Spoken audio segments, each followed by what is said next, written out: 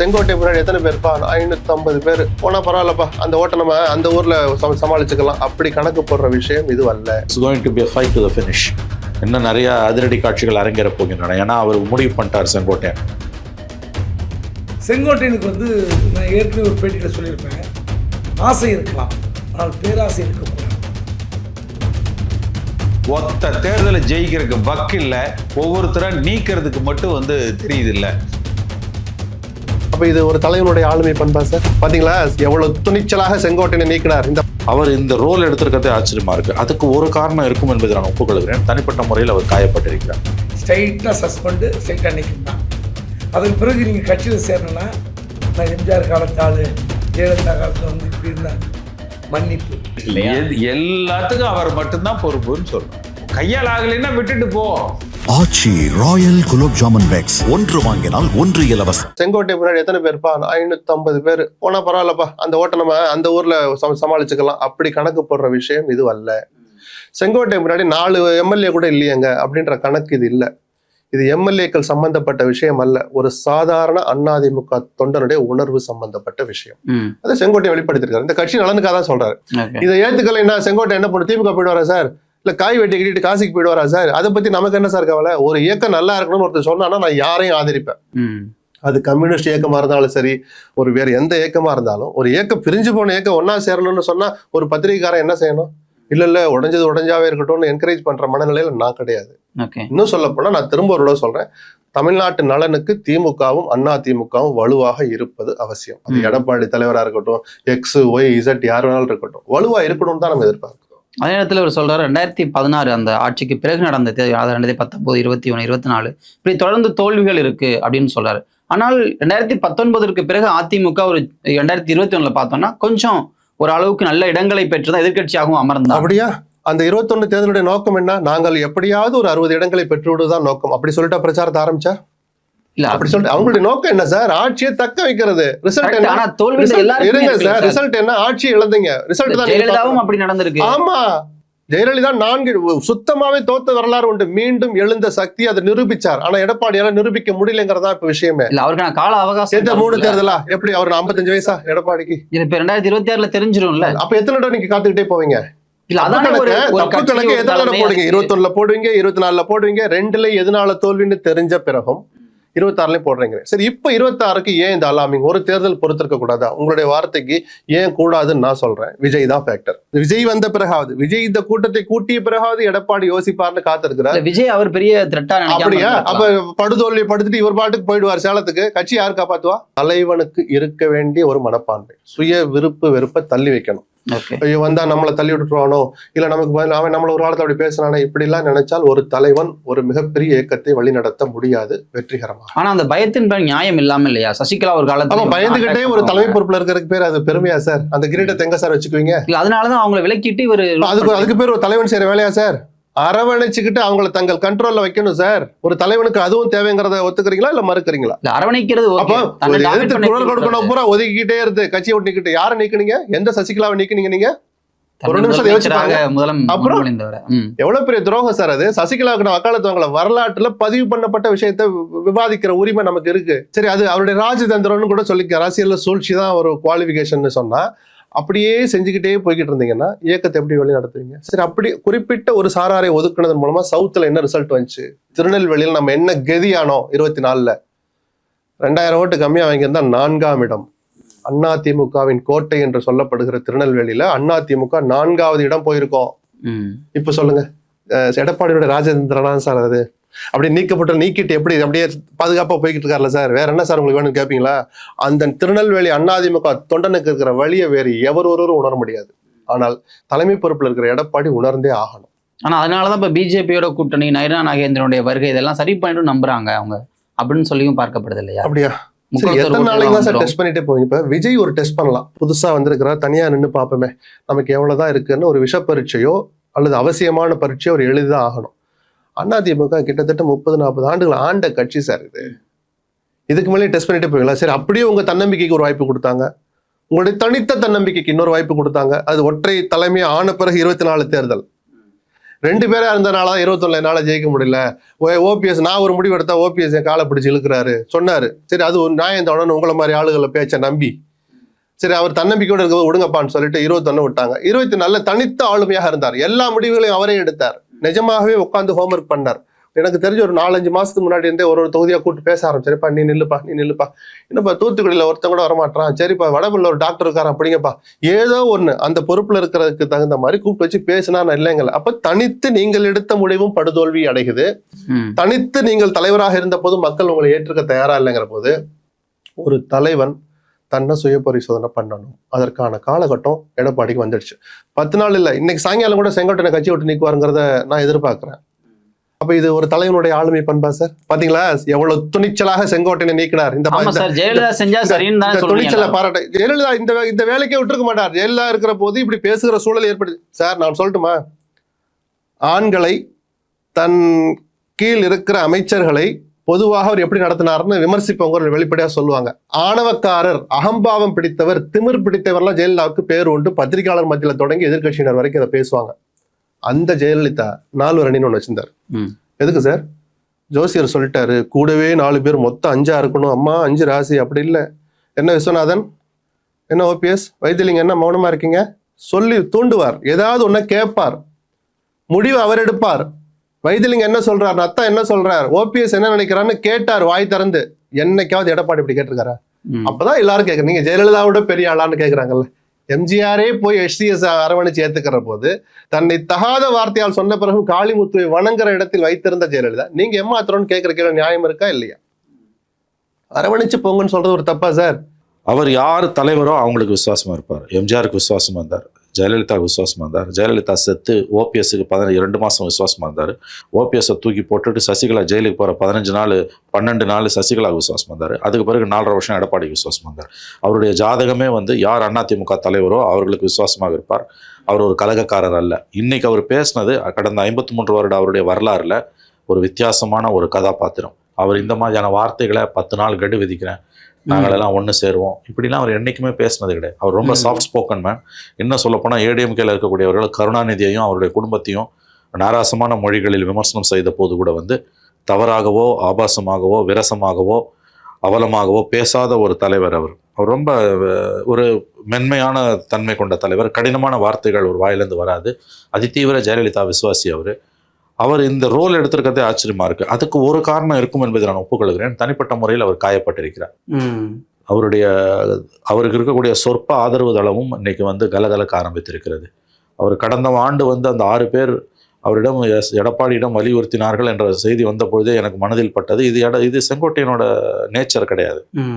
இவர் இப்படி பேச மாட்டார். இன்னைக்கு அதை விட அதிகமாக தாண்டி போயிருக்கார். இன்னொரு முக்கியமான விஷயம் நீங்கள் பார்க்கணும், அவர் முதன்முறையாக பிஜேபியில் தலைவர்களை போய் தான் சந்தித்ததை ஒப்புக்கொள்கிறார். ஏன்னா கடந்த காலங்களில் அது வெளியில் பேசப்பட்ட பொழுது அவர் ஒப்புக்கொள்ளவில்லை. அது ஒரு அன்கன்ஃபார்ம்டு ரிப்போர்ட் அண்ட் ஆங்கிலத்தில் சொன்னால் it was a strong rumour. Of course in பாலிடிக்ஸில் ஸ்ட்ராங் ரூமர்ஸை நம்ம ஒதுக்கி தள்ள முடியாது.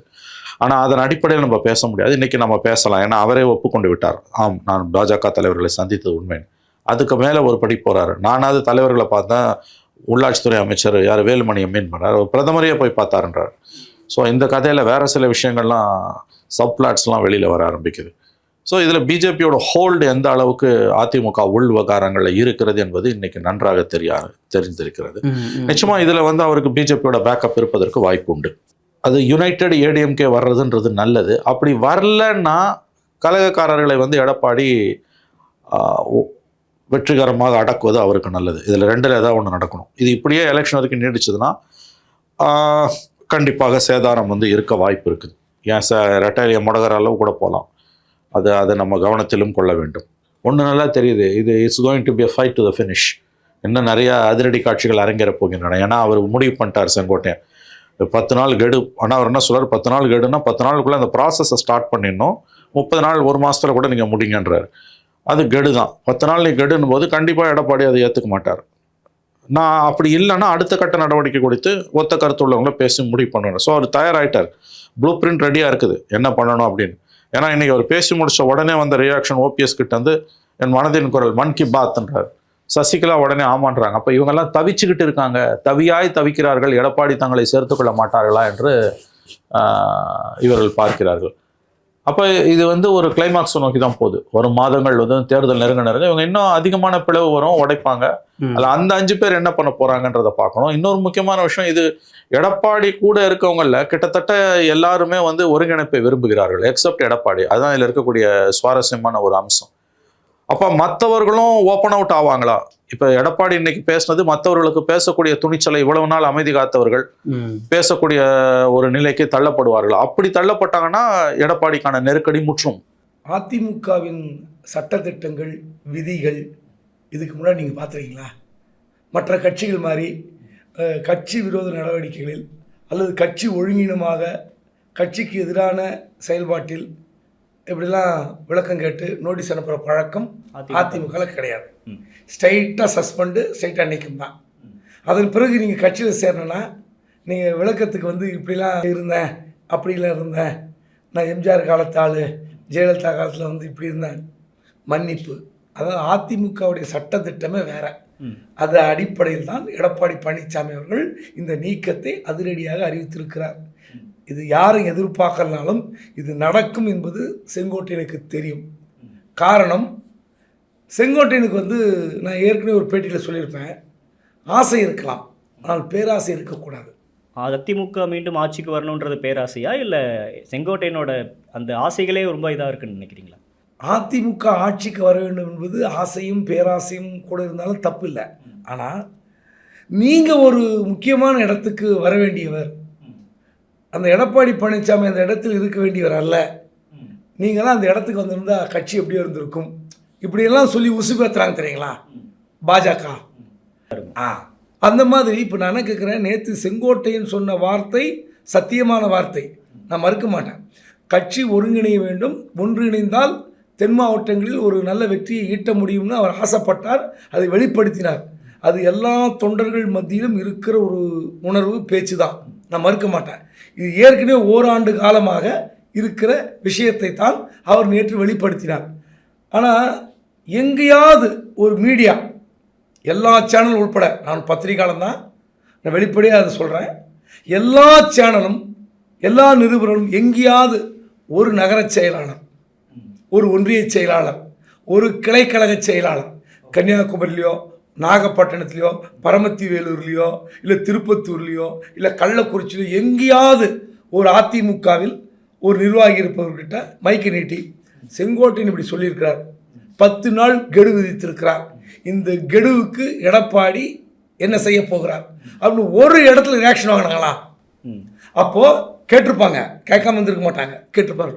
ஒரு இடத்தில் எடப்பாடிக்கு எதிராக அதிமுக நிர்வாகி வாய் திறக்க மறுத்திருக்கிறார் என்றால் அந்த கட்சி கட்டுப்பாட்டில் இருக்கிறதாகத்தான் அர்த்தம். செங்கோட்டையின் 10 நாள் கெடு வைத்தது தான் வந்து ஒரு நெருக்கடி. நீங்கள் வந்து இப்படி ஒன்றிணைய வேண்டும் வந்து எடப்பாடிக்கு கோரிக்கையாக வைக்கிறேன். இதற்காக உயர்மட்ட குழு, செயற்குழு, பொதுக்குழு இதெல்லாம் கூட்டி முடிவெடுத்தால் நன்றாக இருக்கும் அப்படின்னு சொல்லி விட்டுருக்கணும். 10 நாள் கெடு, ஒருவேளை 10 நாளுக்குள் செய்யவில்லை என்றால் இந்த மாதிரி மனநிலையில் இருப்பவர்களை நான் ஒன்றிணைத்து கட்சியை ஒருங்கிணைப்போம்ன்றார். இது எப்படின்னா, இந்த ஒருங்கிணைப்பவர்கள்லாம் இருக்காங்களே, இவங்க ஏற்கனவே ஒரு வருஷம் முன்னாடி இது ஒரு பேச்சுவார்த்தை நடத்துனாங்க. சரி, யாரெல்லாம் வெளியே அனுப்பப்பட்டார்கள், அவங்க எல்லாம் என்ன கோரிக்கை வைத்தார்கள்? எடப்பாடி பழனிசாமியினுடைய தலைமை பதவியை சேலஞ்ச் பண்ணுவோம், அவர் பொதுச்செயலாளர் இருக்கக்கூடாது, முதலமைச்சர் வேட்பாளர் கிடையாது. ஸோ இப்போது அவங்க அதை ஒத்துக்கிட்டாங்களா? அங்கே உள்ளே வர விரும்புவர்கள் எதற்காக நீக்கப்பட்டார்களோ அந்த காரண காரியம் சரி செய்யப்பட்டதா என்ற கேள்வி இருக்கிறது. சரி சார், செங்கோட்டையை முயற்சி எடுக்கிறார், ஓபிஎஸ்க்கு வந்து அக்செப்டன்ஸ், யார் பொதுச் செயலாளராக எடப்பாடி தொடரலாம், முதலமைச்சர் வேட்பாளராக அவரே நீடிக்கலாம் அப்படி சொன்னால் ஓபிஎஸ், வைத்திலிங்கம், மனோஜ் பாண்டியன் இன்னும் உள்ளிட்ட பலர் எல்லாரும் உள்ளே வரலாம். அப்போது இவரே பொதுச் செயலாளர், இவரே முதலமைச்சர் வேட்பாளர் என்று இணைய விரும்புவர்களை அந்த நிபந்தனையை ஏற்க செய்து ஒருங்கிணைவது ஒரு வாய்ப்பு. செங்கோட்டையன் சொன்னதுக்காக அந்த நிபந்தனை எல்லோரும் ஏற்றுக்கொண்டால் இந்த பிரச்சனை இல்லை. என்ன பண்ணியிருக்கணும் செங்கோட்டையன் சார், நான் ரகசியமாக எல்லாரும் சஸ்பென்ஸ்னு சொன்னார், நீங்கள் வெளியே இருப்பவர்களை சந்தித்தீர்களா என்று செங்கோட்டையனை பார்த்து நிருபர்கள் கேட்டபோது அது சஸ்பென்ஸ். அப்போ சசிகலாவை சந்தித்திருக்கிறார், ஓபிஎஸ்ஸை சந்தித்திருக்கிறார், வைத்திலிங்கத்தை, மனோஜ் பாண்டியனை, டிடி தினகரனை சந்தித்திருக்கிறார், சஸ்பென்ஸ். இவங்கெல்லாம் என்ன சொல்லுவோம் சார், இவங்கெல்லாம் போய் பார்த்தேன், நீங்கள் சிஎம் கேண்டிடேட், நீங்கள் பொதுச் செயலாளர், இதுக்கு பிரச்சனை இல்லை, அவங்க அது மாதிரி அறிக்கை விட்டால் சேர்த்துக்கலாமா அப்படின்னு ரகசியமாக நடத்தியிருக்கணும். இல்லைன்னா ரகசியமாக அவர்கிட்ட அந்த தகவலை கொண்டு போய் சேர்த்துருக்கணும். அதை விட்டுட்டார். ஒத்த தேர்தலை ஜெயிக்கிறதுக்கு வக்கில்ல, ஒவ்வொருத்தரை நீக்கிறதுக்கு மட்டும் வந்து தெரியுது இல்ல. வீரமான ஆளா இருந்தா, ரோசமான ஆவலா இருந்தா ஒரு தேர்தலில் ஜெயிச்சு ஆளுகிற திமுகவை வீழ்த்தி காட்டணும். ஸ்டாலினோட மறைமுக ஒப்பந்தம் போட்டுக்கிட்டு இன்றைக்கு ஜூனியர் உடன் பத்திரிகையில போட்டிருப்பாங்க பாருங்க, இத்தனை அமைச்சர்கள் மீது வந்து வழக்கு இருக்கு, ஸ்டாலின் வந்து கவர்னர்கிட்ட பெட்டிஷன் கொடுத்தாரு, என்ன ஆச்சு அந்த வழக்கு? அந்த கேள்வி திமுக கிட்ட தானே கேட்கணும். இல்ல, அவர் என்ன வேலை பார்க்கறாருங்கிறது முக்கியம் இல்ல, என்ன ரிசல்ட்.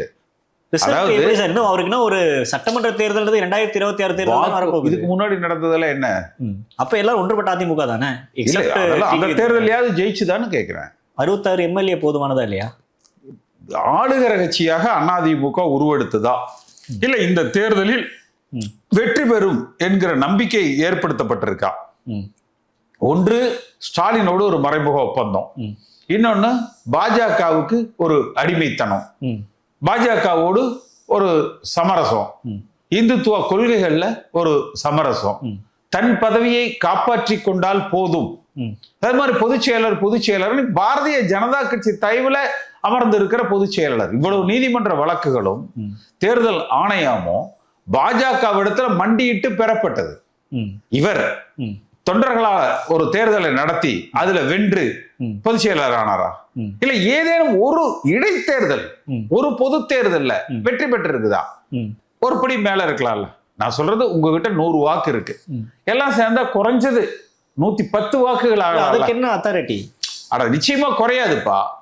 அது எப்படி சார் சொல்றீங்கன்னு தான் கேட்க. அவங்க தரப்பு ஒன்றுபட்ட அதிமுக வேணும், நீங்க எல்லாம் அப்படி பார்த்தா நாளை காலையில எல்லாம் உயிரோட இருப்பாங்கன்னு என்ன உத்தரவாதம் இருக்கு? நம்பிக்கை தானே சார் வாழ்க்கை. அது அப்ப அதே மாதிரி நம்பிக்கை தானே வாழ்க்கை, ஒரு நம்பிக்கை தானே. இல்ல இப்ப இவங்க எல்லாம் உள்ள வந்துட்டு சசிகலா எல்லா தியாகத்துக்கு போறேன்னு தயாரா இருக்கு. நீங்களும் வந்து கட்சியில பாருங்க, நான் எந்த தனி மனிதர்களுக்காகவும் வக்காலத்து வாங்குறவன் இல்ல.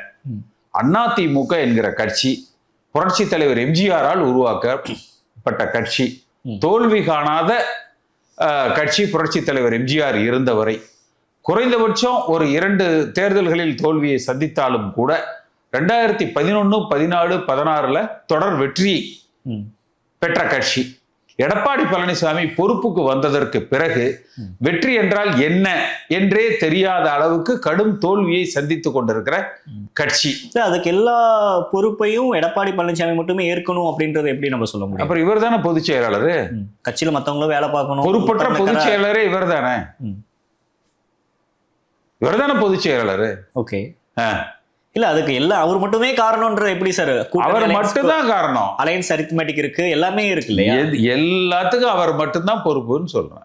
கையால் ஆகலைன்னா விட்டுட்டு போ, கையால் ஆகலைன்னா விட்டுட்டு போ, விட்டுட்டு போங்கன்னு சொல்லலாம், போங்கன்னு சொல்லலாம், போன்னு சொல்லலாம், அதுல எல்லாம் ஒன்றும் தப்பு இல்லை. அது ஓகே. இப்ப செங்கோட்டையன் அவர்கள் நீக்கம், அதுக்கப்புறம் அவர் ஓபிஎஸ் ஆதரவு தருவது, டிடிவி தினகரன் அவர்கள் அவருக்காக பேசுறது, இதெல்லாம் இப்படி நம்ம புரிஞ்சுக்க வேண்டியது இருக்கு. இப்ப இவங்க எல்லாம் ஒரு அணியில இருக்கிறாங்களா, அந்த அணியில நீங்க ஆதரவு தெரிவிப்பீங்களா அந்த அணிக்கு? சரி, என்னை பொறுத்த வரைக்கும் என்னுடைய உணர்வுகள் என்பது ஒரு தனிப்பட்ட செங்கோட்டையன் அதெல்லாம் தாண்டி, நான் உங்களுக்கு ஆரம்பத்தில் பகிர்ந்தேன் பாருங்க, எம்ஜிஆரோடு பயணித்தவர்கள் ஒவ்வொருவராக இந்த இயக்கத்தில் எடப்பாடி பழனிசாமி தலைமை பொறுப்புக்கு வந்ததற்கு பிறகு கட்சியை விட்டு நீக்கப்படுறது, மாற்று கட்சிக்கு செல்வது, இதெல்லாம் வந்து ரொம்ப மனதுக்கு கடினமாக இருக்கிறது, வருத்தப்பட தகுந்த விஷயமா இருக்குது, வேதனைப்படக்கூடிய ஒரு.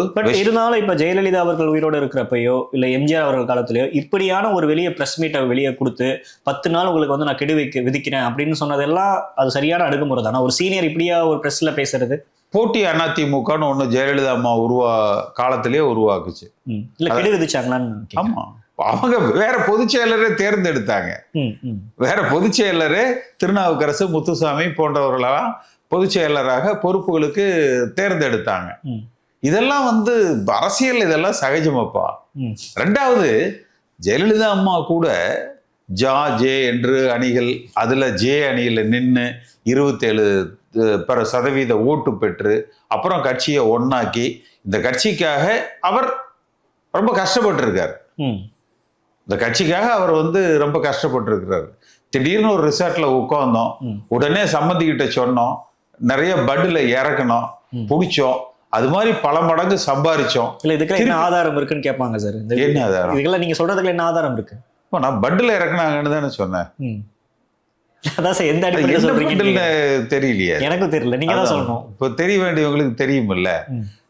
பிடிச்சோம், திருப்பி பல மடங்கு எடுத்தோம், திருப்பி மோடிட்டு ஒரு காம்ப்ரமைஸை போட்டோம், 4.5 வருஷம் ஓட்டணும், நல்லா கலெக்ஷன் பண்ணோம், திருப்பி யாரெல்லாம் நம்மளை இந்த பதவிக்கு கொண்டாந்து உட்கார வைக்கிறதுக்கு ஆதரவா இருந்தாங்களோ ஒவ்வொருத்தரா நீக்கிட்டே வந்து நீ அனைமா அடுத்த டார்கெட் வேலுமணியா இருக்கும். ஏன் சார் நீங்க நல்லா இருக்க குடும்பத்துல நல்லா இருந்த குடும்பத்திலே நீங்க பாருங்களேன், அடுத்த டார்கெட் திண்டுக்கல்ல நடந்த மீட்டிங்ல அவரும் தான் கலந்துகிட்டாரு. ஆமா, அவரு நீக்கிறதுக்கு ஒன்றும் பெரிய அளவுல அவர் ஆதரவு சொல்லல. அவர் சொன்னது வந்து சோகாஸ் நோட்டீஸ் கொடுக்கலான்னு தான் சொன்னார். ஓகே, சோகாஸ் நோட்டீஸ் கொடுக்கலான்னு தான் சொன்னார். இப்ப 6 பேர் போய் தானே சார் பார்த்தாங்க எடப்பாடி அவர்களை, மீதி 5 பேர் மௌனமா இருக்கிறாங்களா? அதான் சொல்றேன், அந்த மிச்ச 5 பேரை ஒவ்வொருத்தரா காலி பண்ணலான்னு முடிவு பண்ணியிருப்பார். அதனாலதான் அடுத்து வேலுமணின்னு சொல்றேன். ஓகே, அடுத்து வேலுமணி, அடுத்து கேபி முனுசாமி, நத்தம் விஸ்வநாதன் அந்த ஆர்டர். கேபி முனுசாமி அது கடைசியா வந்து இல்ல ஒன்றுபட்ட செங்கோட்டையன் சொன்னதுல எதுவும் பெரிய தவறு இல்லை. ஒருங்கிணைப்பு வேண்டும் என்று சொல்றாங்க.